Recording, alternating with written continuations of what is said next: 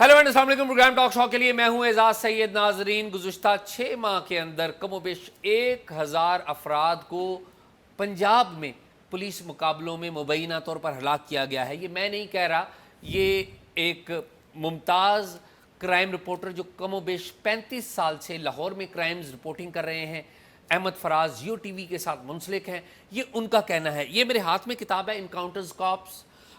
ये किताब 2021 में आई है, जिसमें 1991 से लेकर साल 2021 तक के जितने भी पुलिस मुकाबले हैं ये अहमद फराज ने इस किताब में डॉक्यूमेंट किए हैं और बहुत अच्छा काम किया है। अहमद फराज का एक तवील तजर्बा है।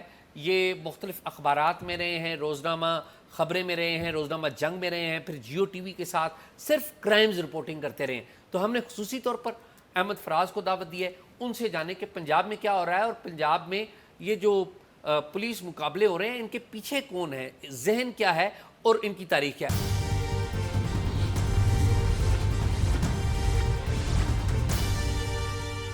अहमद फराज, बहुत शुक्रिया आपका, आप आए। आपका भी शुक्रिया। अहमद जी,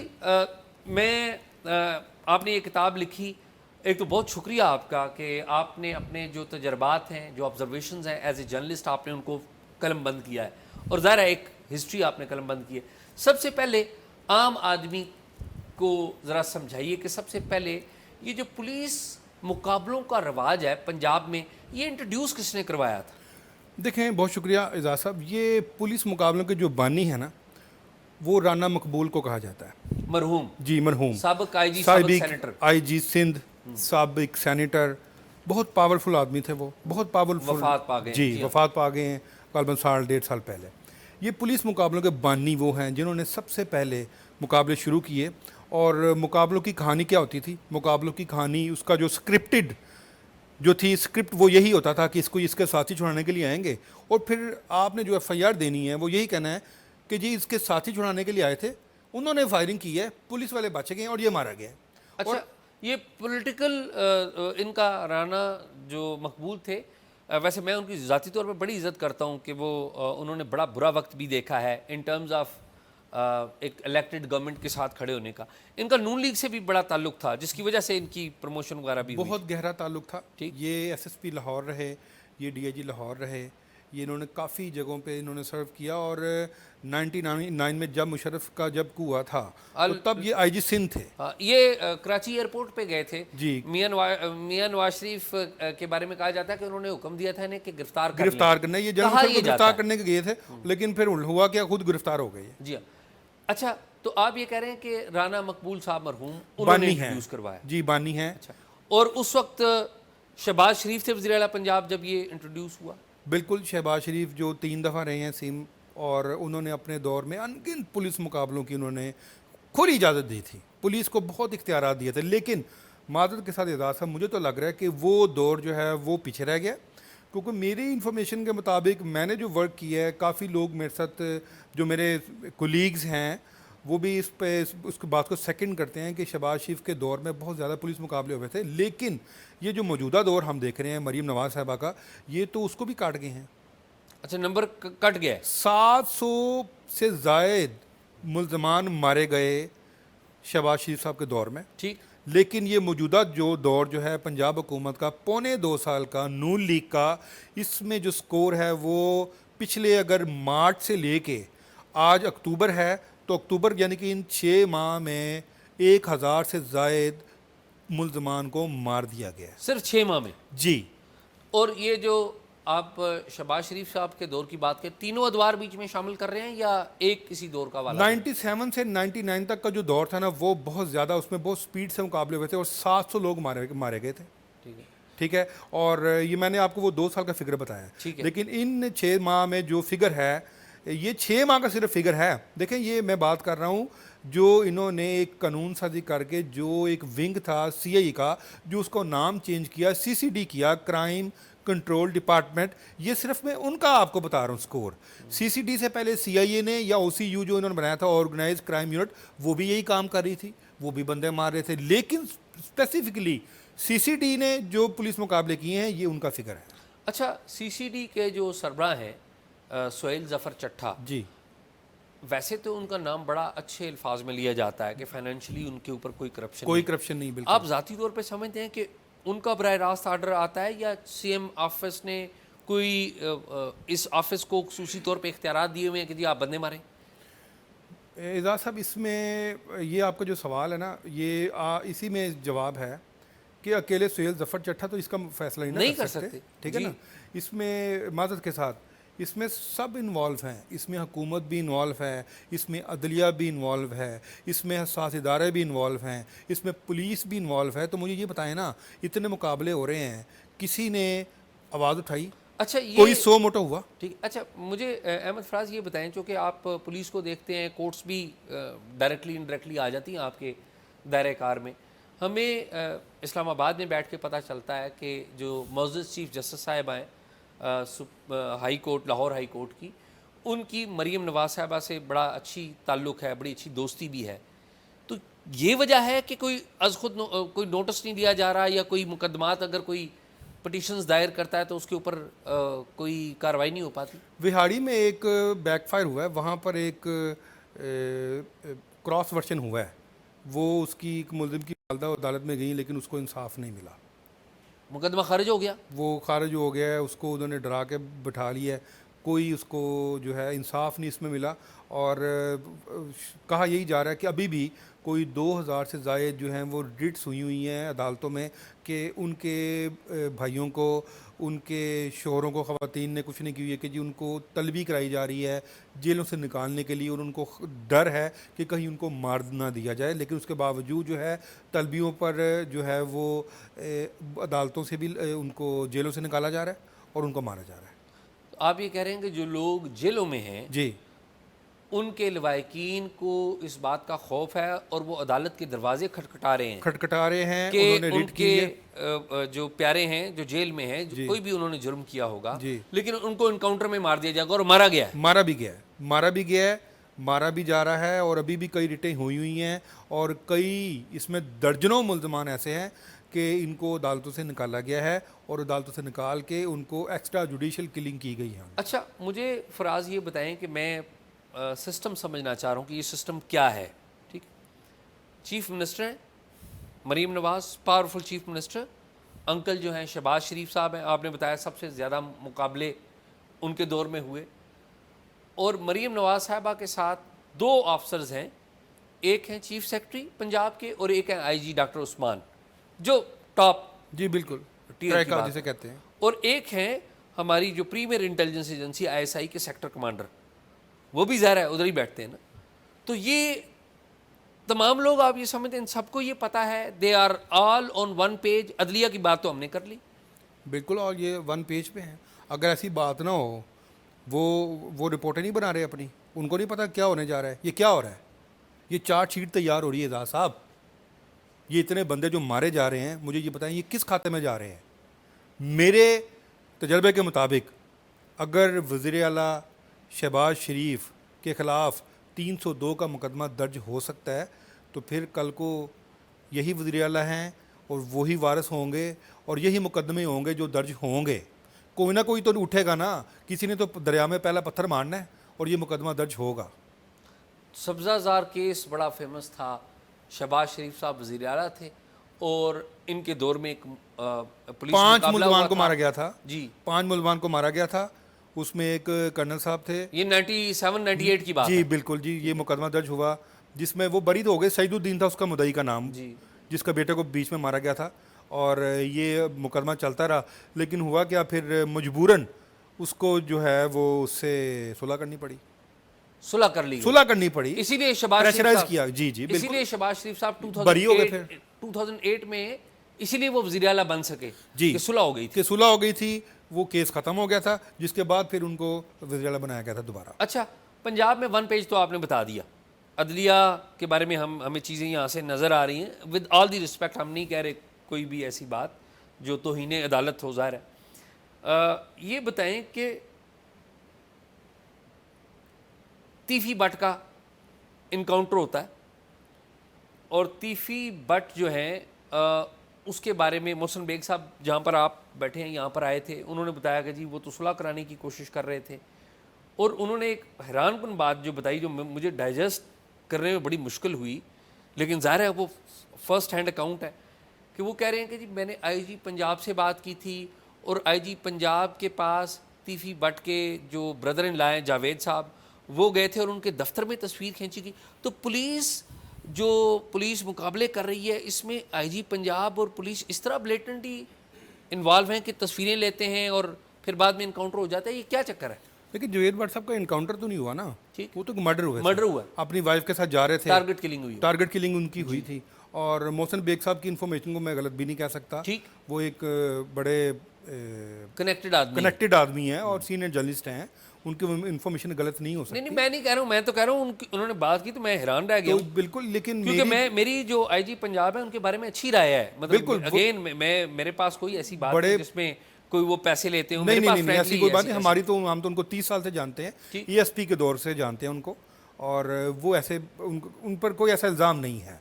और जहाँ तक बात है कि आईजी के लेवल पे अगर वो बैठे हैं, एजाज साहब वो तस्वीर किसी की क्यों उतारेंगे, मुझे ये बताएं। नहीं, वो कह रहे हैं कि आईजी के दफ्तर में तस्वीर किसी लेकिन आईजी साहब से भी मेरी इस सिलसिले में बात हुई है। अच्छा। वो उन्होंने इस बात को मुकम्मल डिनाई किया है। उन्होंने कहा जी हमने किसी की तस्वीर नहीं उतारी, और मेरे पास जो भी आता है वो एक ज़ाहिर एक सिस्टम होता है। अगर कोई सिविलियन आ रहा है तो उसको चेक चुक किया गया होगा। ज़ाहिर है जब स्कैनर्स के आगे से गुजरते हैं लोग, उनकी तस्वीरें बनाई जाती हैं, CCTV होती है। जब आईजी को जब मिलने के लिए आते हैं, एक पूरा एक प्रोटोकॉल होता है। तो उस हवाले से शायद किसी ने, सिक्योरिटी वाले ने उनकी तस्वीर बना ली हो, लेकिन ऐसा जो वो कहते हैं किसी खास मकसद के लिए उनकी तस्वीर बनाई है, तो ये बात बिल्कुल गलत है। अच्छा, ये बताएं कि तीफी भट्ट ये बदमाश थे, ये बिजनेसमैन थे, क्या थे तीफी भट्ट साहब? मतलब मुझे समझाने, आम आदमी को समझाने के लिए बताएं। बदमाश उनको पुलिस ने बना दिया था। अच्छा। था वो कारोबारी आदमी, ठीक। कारोबारी आदमी था। पुलिस ने कैसे बना दिया? पुलिस ने ऐसे बना दिया कि 96 में उन पर सबसे पहले 302 की FIR दर्ज होती है। ठीक। 1986 में 86 के बाद उन पर ये जो टीपू ट्रकों वाला मैं उधर ही आता हूँ। हाँ जी। उधर ही आता हूँ। 86 में सबसे पहले उन पर एक मुकदमा दर्ज होता है, और उस मुकदमे में वो सिर्फ एक दफ़ा जेल जाते हैं। ठीक। ये आपको मैं उस दौर की बात कर रहा हूँ। 86 में क्या FIR हुई होगी और वो क्या अंदर गए होंगे। ज़माने जालियत की बात कर रहा हूँ ना मैं। ठीक। ज़माने जालियत ही होगा ना, वो बाहर आ जाते हैं। 86 के बाद वो अब पकड़े गए थे, और 86 से लेके 2025 तक उन पर जो कत्लों की FIR दर्ज हुई, उसमें अरशद मीन चौधरी, उनके भाई का, टीपू पर जो है वो ईवान अदल पर जब हमला कराया वहाँ पे 5 लोग मरे, वो एयरपोर्ट के अंदर फायरिंग की जिसमें टीपू को मारा गया, वो FIR, फिर लास्ट उन पे जो मुकदमा दर्ज हुआ वो बलाज का हुआ। तो ये कई मुकदमा दर्ज हुए, वो आज तक कभी पकड़ा ही नहीं गया था। और पकड़ा क्यों नहीं गया था? आप जो कह रहे हैं कि पुलिस ने बनाया ना फिर बदमाश, उसको पुलिस को क्यों नहीं पकड़ती थी? नहीं तो पॉलिटिकल अम्ब्रेला था क्या? नून लीग वाकई बिल्कुल नून लीग सपोर्ट करती थी। मलक परवेज़ साहब जो थे नून लीग के, वो उनके बहुत ज़ाती दोस्त थे और उनके साथ उनका बहुत ताल्लुक़ था। और यही वजह थी कि ये बलाज के मर्डर जब हुआ है, बलाज के मर्डर में किसी नून लीग के MPA ने, MNA ने उनका साथ नहीं दिया, क्योंकि सबको इस बात का दुख था। क्योंकि बलाज जो था एक नौजवान बच्चा था, और सब ने इस पर एहतजाज किया था कि तीफी भट्ट ने ठीक है माजी में जो मर्डर कराए थे या कत्ल कराए थे वो ठीक है कराए थे, लेकिन इस बच्चे को कत्ल नहीं कराना चाहिए था। अच्छा, आपकी मालूमात क्या कहती है कि क्या वाकई तीफी भट्ट बालाज के कत्ल में मुलव्वस थे? बिल्कुल। उसका जो मालचिया था, मुजफ्फर नाम था उनका मालची का, मुजफ्फर गया था मौके पे और मुजफ्फर ने फायरिंग की, और फिर बलाज के जो गार्ड्स थे उनकी फायरिंग से फिर वो मौके पे उसको मार दिया गया। बलाज तो जख्मी हुआ था, शादी के तकरीब में ये वाक़या हुआ था। वो मालचिया जो था वो तीफी भट्ट का ही था ना। और ये बात तो जो उसके बाद जो कुछ एक उसका जो दोस्त था बलाज का, एहसन शाह, उसको भी पुलिस मुकाबले में मारा गया। उसको जब पकड़ा गया, इसका इंकशाफ उसने किया कि तमाम जो प्लानिंग थी, ये तमाम जो मनसूबाबंदी थी, वो तीफी भट्ट ने की थी, और इसकी तमाम जो रैकी थी वो एहसन शाह ने की थी। उसने बताया था कि वो आज शादी की तकरीब में जाएगा और वहाँ पर आप शूटर को भेजें, जिसके बाद वो मुजफ्फर जो मालचिया था तीफी भट्ट का, वो वहाँ पर गया, उसने फायरिंग की, उसने मार दिया। अच्छा, ये बताएं कि जब बालाज को मारा गया, तीफी भट्ट आप कह रहे हैं कि उसमें मुलव्वस थे, जो बातें आप बता रहे हैं, वजह क्या थी? बालाज खतरनाक था खुद तीफी भट्ट के लिए? बालाज खतरनाक कोई नहीं था, ये वो बस तीफी भट्ट का है ना, तीफी भट्ट को इसमें प्रोवोक किया गया था। शायद एहसन शाह ही प्रोवोक कर रहा था। एहसन शाह ने 50 लाख रुपया लिया उस रैकी का, और एहसन शाह ही उनको ये कहता था कि जी बलाज जो है वो आपके कत्ल की प्लानिंग कर रहा है, आपके बच्चों को मारने की प्लानिंग कर रहा है। वो दुश्मनदार आदमी था, उसने कहा इससे पहले ये मुझे मारे मैं इसको मार दूँ। देखिए, ये जब बलाज को मारा गया था ना, तो जो तीफी भट्ट की जो ट्रैवल हिस्ट्री थी उसके मुताबिक 18 जनवरी को उसका मर्डर होता है और 19 जनवरी को तीफी भट्ट जो थे वो इस्लामाबाद से वो लंदन चले जाते हैं। उनकी ट्रैवल हिस्ट्री ये है। और जब वो चले जाते हैं उसके बाद ज़ाहिर है वो एक रेड वारंट उनका निकलता है, फिर उसके बाद उनको इश्तिहारी कर दिया जाता है और फिर वहाँ पर एक इंटरपोल में उनका नाम चला जाता है। इंटरपोल में जब नाम जाता है तो ज़ाहिर है वो फिर इंटरपोल के लिए ज़ाहिर है जब जो जितने भी हमारे जो मुल्ज़मान आ रहे हैं वो ज़्यादातर जो प्रैक्टिस है वो अभी तक दुबई से ही लाए जा रहे हैं। बाकी यूरोप से, अमेरिका से या लंदन से तो बहुत सीधा सीधा मुल्ज़मान है अभी तक जिनको नहीं लाया गया। अच्छा, ये बताएं कि दुबई में तीफी भट्ट मौजूद है, उन्होंने पाकिस्तान वापस आने के लिए प्रोसेस रोकने के लिए कर्जा ले लेते हैं वो, ठीक है? बिल्कुल ठीक है। ये एक और ये उनके मुखालफिन कर्जा पे कर देते हैं, ये वाकई दुरुस्त बात है? वो कर्जा जो था वो लाखों दिरहम थे, जिनकी पाकिस्तानी मालियत भी कम से कम 25-30 करोड़ बनती है। ऐसी कहानी कोई नहीं है, ऐसी बात कोई नहीं है। वो जिसे कहते हैं ना पंजाबी में, उनको वसा में ला करना उनको मारा गया है। उनको यकीन दिलाया गया उनको कि यकीन दिलाया गया कि जी आपके साथ इंसाफ होगा, आप हामी भरे हैं हमारे साथ जाने की, आपको अदालतों से इंसाफ दिलाएंगे और आपको कतई जो है नुकसान नहीं पहुंचाया जाएगा। जिसके बाद उनको ये पूरी यकीन दहानी की गई है, उनको ये बताया गया है। और इसके बैक में क्या हुआ है ये आप मुझसे पूछे कि उनको यकीन दहानी किसने कराई और हुआ क्या। हाँ, तो ये बताएं ना, आप बताएं ना। हमारी इंफॉर्मेशन के मुताबिक ठीक, प्राइम मिनिस्टर के बेटे हैं हमजा, वो इन्वॉल्व होते हैं। उनके अजीज़ो कारब, कुछ रिश्तेदार, कुछ दोस्त उनको कहते हैं कि जी इस तरह हमें डर है कि कहीं तीफी भट्ट का नुकसान ना हो जाए। ठीक, अरे पोलिटिकल लोग हैं, उन्होंने फ़ोन तो करना होता है। उन्होंने मरियम साहबा को फ़ोन किया है और उनको कहा कि जी ये कानून के मुताबिक जो है तीफी भट्ट के साथ सलूक हो और कोई ज़्यादती नहीं होनी चाहिए, जो हमें इंफॉर्मेशन है। ठीक। जिस पर मरियम साहबा ने उनको ये कहा कि जी आपका उनसे क्या ताल्लुक़ है, तो बाकायदा मुकालमेबाजी उनकी हुई है। और हमजा साहब ने कहा जी आप अपने वालिद साहब से पूछें कि हमारा क्या ताल्लुक़ है और वो पार्टी के लिए उनकी क्या खिदमात रही हैं माजी में। तो इनके ये 2-2.5 मिनट की इनकी काफ़ी हार्ड टॉक हुई है, जिसके बाद मुझे जो इन्फॉर्मेशन मिली है, मरियम साहबा ने ये कहा जी चीखो मत, ये क्या कि उन्होंने अपना फ़ोन बंद कर दिया। लेकिन ये हमजा के इर्द गिर्द के लोग वैसे ये बात फैला भी तो सकते हैं, बिल्कुल फैला सकते हैं, या इवन मरियम साइड से भी ये लेकिन बात तीफी भट्ट जो एक किरदार था ना एजाज साहब, उसमें मैं और आप हम सिफारिश नहीं कर सकते। हमारे लेवल का वो सिफारिश का वो मुल्जिम नहीं था। वो जिस लेवल का मुल्जिम था ना उसी लेवल की सिफारिश की जा रही थी कि उसका कोई नुकसान ना हो। अहमद फराज, आप जो बात कर रहे हैं ना कि मरियम नवाज़ की और हमजा की कोई हार्ट अटैक हुई है, तल्ख कलामी हुई आपस में तीफी भट्ट के मामले पर, मरियम औरंगज़ेब से मैंने मैसेज किया था, चूँकि मेरी आपसे पहले बात हुई थी। तो मरियम औरंगज़ेब, बल्कि वो मुझे कह रही थी कि ये कहाँ से बातें ले आते हैं, यानी कि वो डिनाई कर रहे हैं, वो ये कहते हैं। ये उनका जो उनका मौक़िफ़ हो सकता है। ये हमारी तो एक इन्फॉर्मेशन थी जो मैंने आपसे शेयर की है, जो मैंने नाज़रीन से शेयर की है। तीफी भट्ट के बिजनेस पार्टनर कौन कौन थे? बहुत से थे, जिनमें एक मरहूम, अब नाम तो मैं नहीं लूँगा, काफ़ी लोग थे उनके बिजनेस पार्टनर थे। बिजनेस पार्टनर भी कहा जा सकता है, उनके दोस्त अहबाब भी कहा जा सकता है। मलिक परवेज़ साहब के साथ उनका बड़ा अच्छा रिलेशन था, कुछ पॉलिटिशियंस के साथ उनका ताल्लुक था। लेकिन वही एक और बता दूं कि इस दफ़ा पहले तो वो बच जाते थे, लेकिन बलाज के मर्डर के बाद कुछ हमारे जो पंजाब के जो MPs थे, जो MNAs थे, उन्होंने उनको बिल्कुल उनका साथ नहीं दिया, उनकी सिफारिश नहीं की, क्योंकि सबको इस बात पे दुख था कि वाकई तीफी भट्ट साहब ने ये जो मर्डर करवाया है, बलाज के इन्होंने ज्यादती की है और तीफी भट्ट ने मर्डर ये करवाया है, ये बात सामने आती है, सबको पता है। उसकी वजह ये है कि जो बलाज का दोस्त था एहसन शाह ने सब कुछ बता दिया था। नहीं, ये तो आपने बात बताई जी। मुझे ये बताएं कि मुसब जो कि मुदई था इस सारे मामले का, जी, वो और उनके साथी वापस आ गए? नहीं जी, ना मसब वापस आया है ना फतेह वापस आए हैं। और बल्कि आपको बता दूं कि 2 दिन पहले उनका जो घर है वहाँ पर पुलिस ने एक बड़ी हैवी रेड भी की है, क्योंकि जवेद भट्ट के कातिल जो थे यही इन पर नामजद मुकदमा था।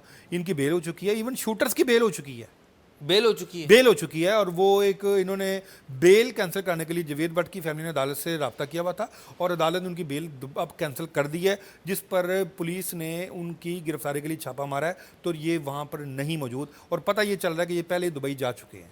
ये पाकिस्तान से बाहर जा चुके जी। हैं। अच्छा, अच्छा ये बताएं कि ये जो पंजाब है या ये तीफी बट के सारे मामले के बाद कुछ और गैंग्स भी हैं जो लाहौर में एक्टिव हैं आज भी? देखिए, गैंग्स जो हैं एजाज साहब, बहुत से गैंग्स हैं, बहुत सी दुश्मनियां हैं जिनके लोग आज भी गने उठाए, बंदूकें, असला उठाए वो बाहर निकलते हैं। तो तीफी बट के मरने से क्या दुश्मनी ख़त्म थोड़ी हो गई है?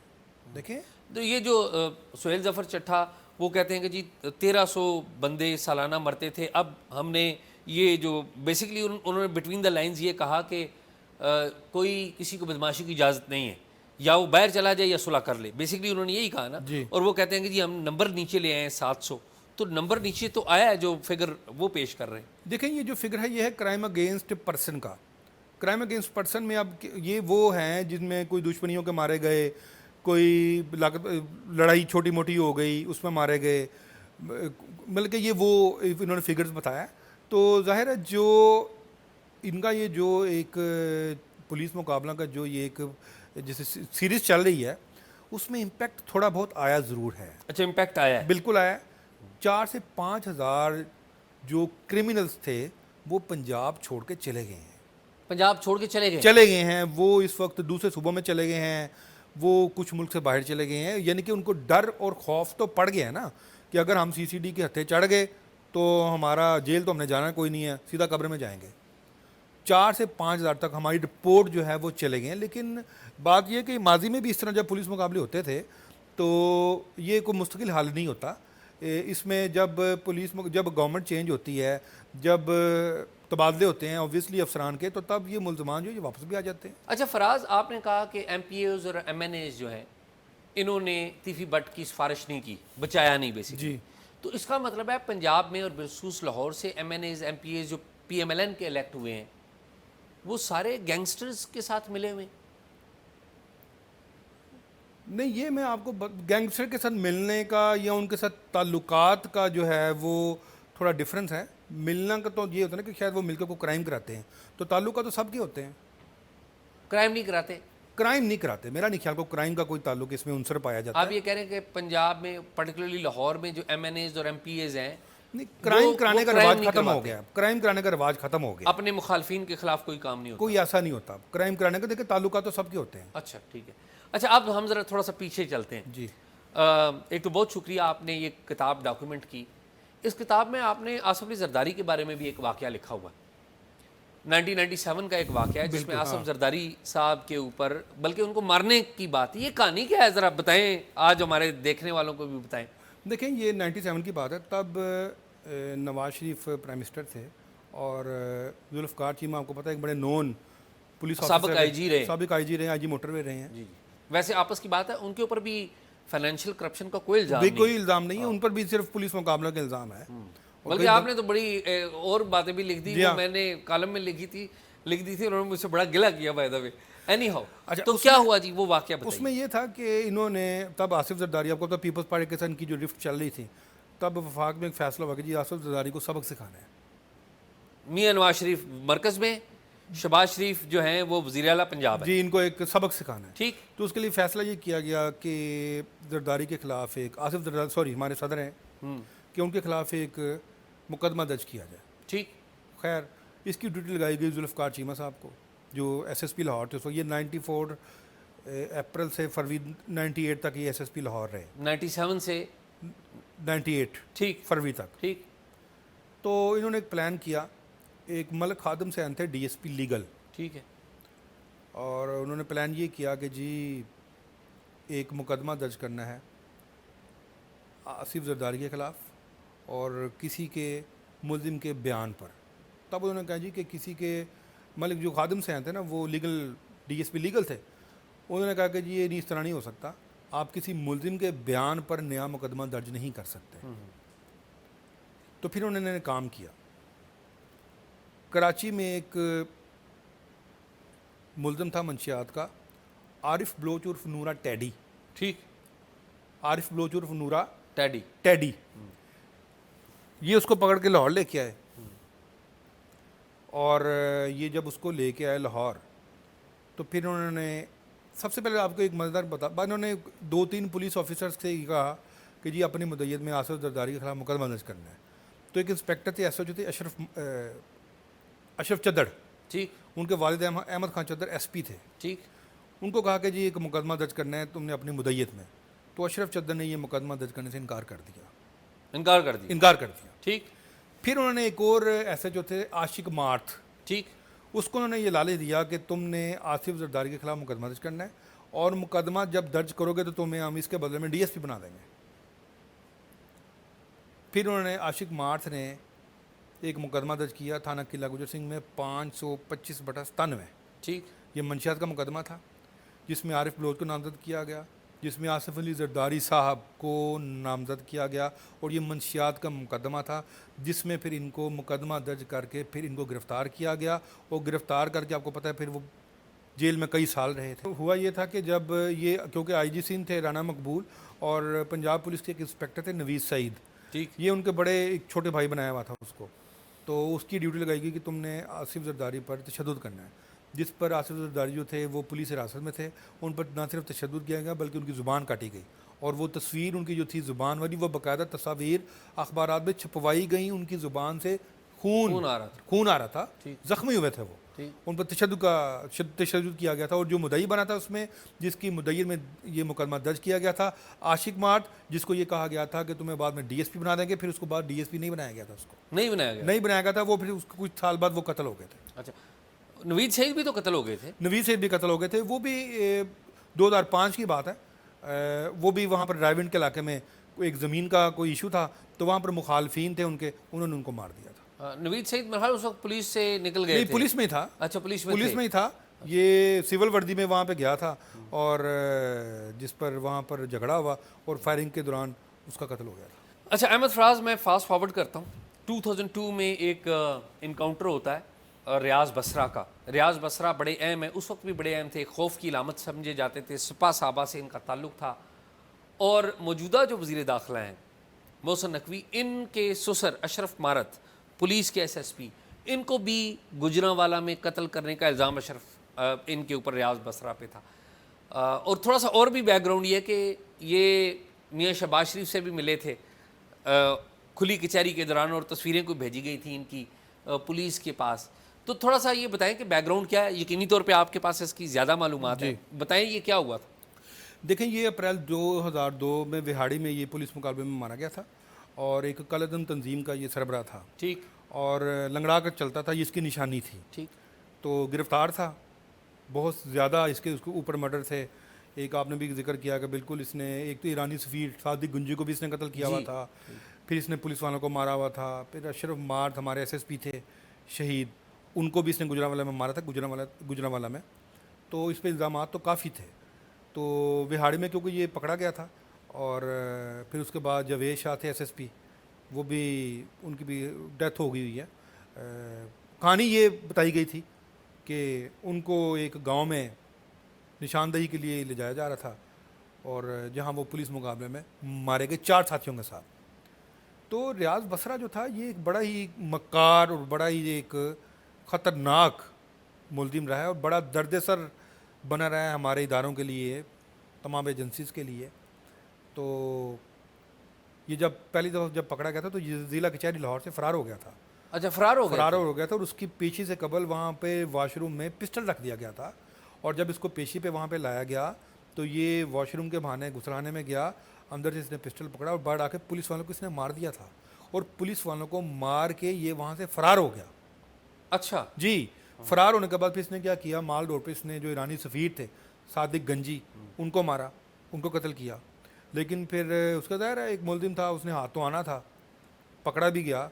लेकिन उससे पहले इसने एक और हरकत की कि क्योंकि शहबाज शरीफ जो थे वो मॉडल टाउन में एक खुली कचहरी भी लगाते थे, ठीक, चीफ मिनिस्टर थे, तो ये वहाँ पर व्हील चेयर पर बैठ के आया अपने साथियों के साथ। बाकायदा इसने वहाँ पे अपनी तस्वीर उतारी, तस्वीर इसकी उतारी, इसके साथियों ने उतारी, और उस वक्त मुझे याद है जहाँ ज़ेब बरकी थे आईजी पंजाब, फिर इसने बाई पोस्ट वो तस्वीर आईजी पंजाब को भेजी, बाई पोस्ट भेजी। अच्छा। और जो जहाँ ज़ेब बरकी थे, जब उन्होंने तस्वीर देखी तो वो बहुत ज़्यादा सटपटाए और बहुत परेशान हुए थे कि ये क्या हो गया। फिर उसके बाद फैसला किया कि जिसको पकड़ना है। फिर पुलिस ने ज़ाहिर है एक इदारा बनाया था इन्होंने, CID पहले सीआईडी था, अब तो ज़ाहिर है वो सीटीडी बन चुका है। सीआईडी ने ही इसको पकड़ा था और फिर उसके बाद विहाड़ी में एक इनकाउंटर में ही इसका मुकाबला हो गया था जिसमें 4 लोग मारे गए थे। अच्छा ये बताएं कि उस वक्त एक अच्छा, इसने 1988 के इलेक्शन में इसने जो मियाँ नवाज शरीफ थे उनके साथ ही इलेक्शन भी लड़ा था, मियां नवाज शरीफ के मुकाबले में इलेक्शन लड़ा था और 9,000 वोट लिए थे। एमपीए या एमएनए? गालबन एमपीए के अच्छा जी, 88 में। 88 पे इसने इलेक्शन लड़ा और उसमें इसने वोट लिए, 9,000 इसने वोट लिए थे। फिर ये कालदम तंजीम में चला गया और फिर इसने अपनी जुर्माना सरगर्मियों का आगाज़ कर दिया। अच्छा ये बताएं कि एक और बहुत बड़ा नाम वो है 2015 में मलिक इसहाक। बिल्कुल, कहा जाता है कि 100 से ज़ायद बंदे उन्होंने खुद कत्ल किए थे। बंदे भी खुद किए थे और वकालत अपनी खुद करता था। अपनी वकालत भी खुद करते थे। जी, तो इनका इनकाउंटर भी हुआ था। इनका भी इनकाउंटर हुआ था क्योंकि तब सीटीडी बन चुकी थी ठीक और सीटीडी उस वक्त बिल्कुल स्टार्ट था। ठीक। और ये सीटीडी का सबसे पहला इनकाउंटर था जी 2015 में, जिसमें 13 लोग मारे गए थे इसके साथ। और ये मुझे याद है, ये वह मुकाबला हुआ था मुजफ्फरगढ़ में रात को 2 बजे, जिसमें मलिक इसहाक, उसके गनमैन, उसके 2 बेटे, इन तमाम को वहाँ पर एक निशानदेही के लिए ले जाया गया था। और जंगल में एक जो था इन पर हमला हुआ था सीटीडी के पार्टी पर, और जिसमें ये 13 के 13 लोग मारे गए थे। अच्छा ये अहमद फराज बताएं कि कौन सा पुलिस मुकाबला है जिसे आप आज भी सोचते हैं, क्योंकि आप ज़ाहिर कवर करते रहे, तो आपको एक खौफ आता है कि यार ये पुलिस इस तरह भी कत्ल कर सकती? मेरा ख्याल है, मेरा ये जो हमने कुछ दिन पहले देखा है, तीफी बट टीफी बट वाले लग रहा है मुझे तो। देखे कई लोगों को इस तरह लाया गया है, मारा गया है, ये तमाम ऑन रिकॉर्ड था।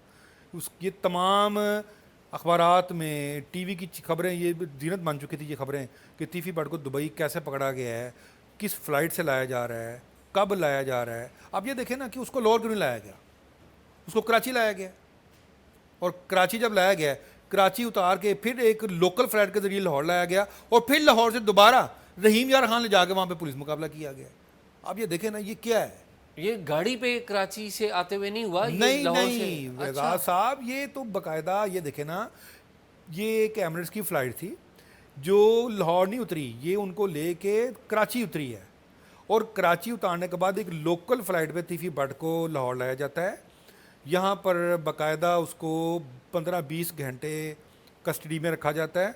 फिर उसके बाद कहा यह जाता है कि ये मुकाबला जो है ये कराची से लाते हुए, हालांकि ऐसी बात नहीं है, इसको वापस रहीम यार खान ले गए हैं और वहाँ पर ये मुकाबला होगा। अच्छा आपने बताया कि सबसे ज़्यादा मुकाबले राना मकबूल साहब के दौर में हुए, उन्होंने इंट्रोड्यूस करवाया। ज़ाहिर है उनके ज़हन में बानी वो थे, बानी वो जाली पुलिस मुकाबले के बानी जिसको मैं समझता हूँ ना, वो राना मकबूल है। अच्छा, लेकिन उनके जहन में तो माइंड सेट तो यही होगा ना कि क्राइम को ख़त्म किया जाए, तो फिर अदालतें मजबूत बनाए ना। मजबूत बनाए। जी हाँ। देखिए अदालतों का निज़ाम ठीक करें आप, कोई शक चालान ठीक कोई शक पेश नहीं। करें आप। बिल्कुल ठीक कह रहे हैं। मुझे ये बताएं कि सबसे ज़्यादा पुलिस मुकाबले किसके दौर में, कौन से आईजी के दौर में हुए?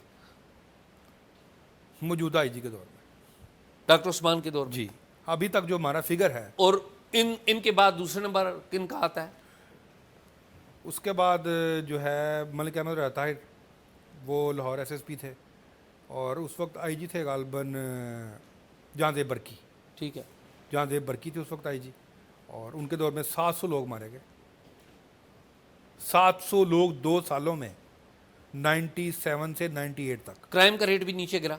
क्राइम का रेट देखिए, क्राइम एज सच जो है ना, ये पुलिस मुकाबले, ये इसको हम गन क्राइम बोलते हैं। नहीं, लेकिन ये उस वक्त तो सेक्टेरियन क्राइम बहुत ज़्यादा था ना, शिया सुन्नी बड़ा था। शिया जो है वो टारगेट किलिंग करते थे सुन्नी लीडरों की, और ये जो थे ये फायरिंग करते थे, और ये एक सेक्टेरियंस के भी पुलिस मुकाबले हुए, उनको भी जेलों में से निकाल के मारा गया। जी हाँ। लेकिन आम जो थे, जिसमें अगवा बरतवान है या डकैती को जो मुलजम थे, उनको भी निकाल के मारा जाता रहा। वो अच्छा, हर तरह के बंदों को हर मारा। तरह के बंदों को मारा गया था तब। ये बताएं कि आज कानून हमारे पास मौजूद है जो मशले राह है, कानून क्या बताता है कि जो ये इस तरह के इनकाउंटर होते हैं उसकी सजा क्या है? देखिए, कानून जाली पुलिस मुकाबले को कत्ल कहता है।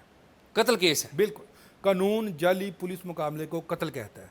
जिस तरह लोहा लोहे को काटता है ना, इसी तरह ये जुर्म का खात्मा जुर्म के जरिए कर रहे हैं। जुर्म को जुर्म के जरिए ख़त्म किया जा रहा है। अदालतों में मुजरिमों को पेश नहीं किया जा रहा, अदालतों में चालान पेश नहीं किए जा रहे। ये वही मॉडल है जो मैं आपको बताऊंगा, हमें तो याद है कि जुल्फ़कार चीमा के दौर में जो मॉडल था, अगर किसी ने एक डकैती की है, पकड़ा गया तो उसको मार दो। ये वही मॉडल है, आज भी ये वही मॉडल चल अच्छा, रहा है। आपने अपनी किताब में लिखा था, मुझे याद पड़ता है चूँकि मैंने 2021 में पढ़ी थी, कि कोई एक आईजी थे जिन्होंने मुफ्ती तकी उस्मानी से जाके फतवा ले लिया था। जी नहीं नहीं, तकी उस्मानी नहीं थे ये, हमारे मौजूद जो थे ना जुल्फ़कार चीमा साहब, इन्होंने फतवा लिया था। चीमा साहब ने लिया था। जी, फतवा लिया था जाली पुलिस मुकाबलों के हक में, कि जाली पुलिस मुकाबले होने चाहिए। लेकिन वैसे वो डिनाई करते हैं, जो चीमा जुल्फ़कार चीमा है वो वो डिनाई तो हर करते बात को डिनाई करते हैं।